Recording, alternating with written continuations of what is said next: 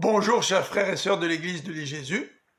Aujourd'hui nous sommes le jeudi 14 octobre 2021 et nous allons méditer ensemble Ésaïe chapitre 2.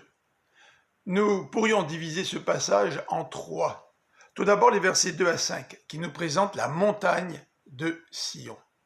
Ensuite, les versets 6 à 8 nous décrivent la situation de Juda.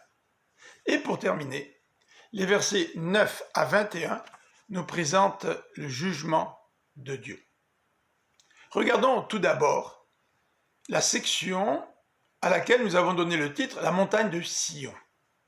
Montagne de Sion, ou montagne sainte, ou montagne de l'Éternel.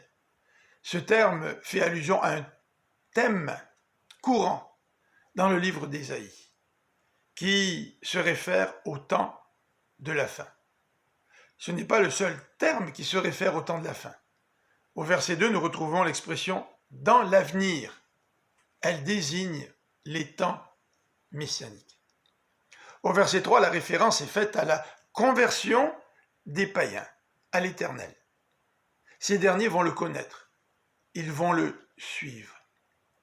Rappelons-nous les paroles de Jésus dans Jean 4, verset 22, « Le salut vient des Juifs ». En fait, c'est à Jérusalem que pour la première fois a été prêchée la mort et la résurrection de Jésus-Christ. Ensuite, le verset 4 va spécifier que l'Éternel sera l'arbitre, le juge des nations. Passons maintenant à la deuxième partie de ce chapitre, la situation de Juda.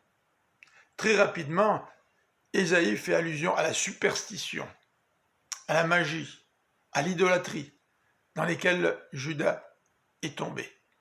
Il nous décrit aussi le pays rempli d'or, d'argent, avec son armée, ses chevaux, ses chars de combat. Mais pourtant, Dieu va intervenir. Troisième section, versets 9 à 21. Il va juger. L'Éternel va humilier les hommes, les orgueilleux, les hautains, les arrogants. Et ces hommes se cacheront, terrifiés par l'Éternel. Et ces hommes abandonneront même toutes leurs idoles. Et nous arrivons à la conclusion du chapitre, au verset 22. Ésaïe nous dit, c'est pourquoi, malgré les idoles, malgré leur idolâtrie, malgré leurs fausses militaires, Juda n'échappera pas à la colère de Dieu.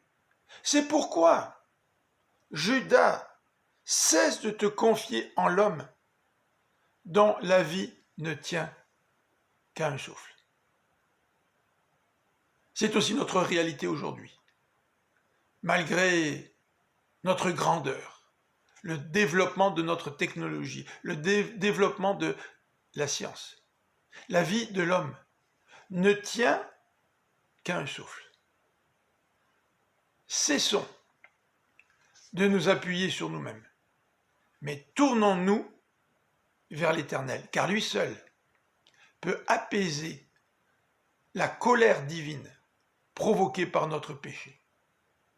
Et nous le savons, par le sacrifice de Jésus-Christ, nous avons un accès à Dieu et au pardon de nos fautes. Bonne fin de journée et à demain.